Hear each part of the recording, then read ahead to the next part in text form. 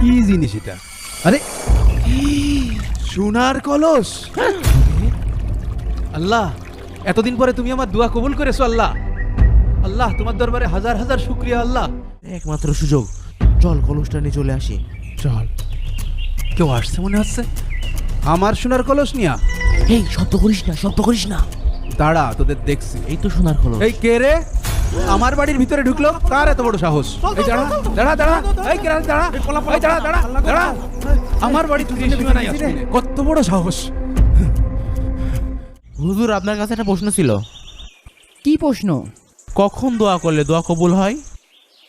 শোনো, রাসূলুল্লাহ সাল্লাল্লাহু আলাইহি ওয়াসাল্লাম বলেছেন, মহান আল্লাহ তাআলা প্রতি রাতের শেষ প্রহরে দুনিয়ার আকাশে অবতরণ করেন।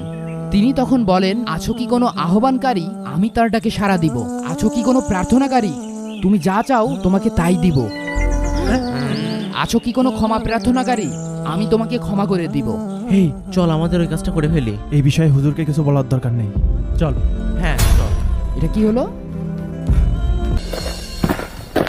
হুজুর, হুজুর, হ্যাঁ, হুজুর, বেরিয়ে আসেন। এদের আবার কি হলো? কি হয়েছে? সকাল সকাল করে এত চিল্লাচিল্লি করছো কেন? আপনি এত বড় মিথ্যা কথা কিভাবে বললেন? আমি আবার কি মিথ্যা কথা বললাম? আপনি তো বলেছিলেন রাতের শেষ প্রহরে দোয়া করলে দোয়া কবুল হয়ে যায়, কিন্তু আমাদের দোয়া তো কবুল হয় নাই। আচ্ছা, আগে তোমরা শান্ত হও। আচ্ছা বলো তো, তোমরা কিভাবে দোয়া করেছিলে? ইয়া আল্লাহ, তুমি আমাদের এই মাটির কলসটিকে সোনার কলস বানিয়ে দাও আল্লাহ। ইয়া আল্লাহ, আমাদের এই মাটির কলসটিকে তুমি সোনার কলস বানিয়ে দাও আল্লাহ। ইয়া আল্লাহ, তুমি আমাদের এই মাটির কলসটিকে সোনার কলস বানিয়ে দাও আল্লাহ। এই আজান দিচ্ছে, কাপড়টি তুলে দেখতো কলসটি সোনার কলস হলো কিনা। বিসমিল্লাহ আল্লাহ।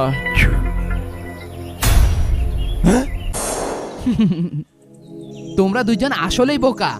আল্লাহ তাআলার কাছে দোয়া করো যে আল্লাহ তাআলা তোমাদের মৃত্যুর হাত থেকে বাঁচিয়ে দিয়েছেন। কিভাবে? ধরো আল্লাহ তাআলা কলসটি সোনার কলস বানিয়ে দিল, তারপর সোনার কলস নিয়ে তোমাদের দুইজনের মাঝে হবে ভাগাভাগি ও ঝগড়া। মারামারির এক পর্যায়ে একজন হবে নিহত, আর একজনের বিচার হয়ে ফাঁসি হয়ে যাবে, অর্থাৎ দুইজনই মারা যাবে, কিন্তু সোনার কলসটি সোনার কলসের জায়গায় পড়ে থাকবে।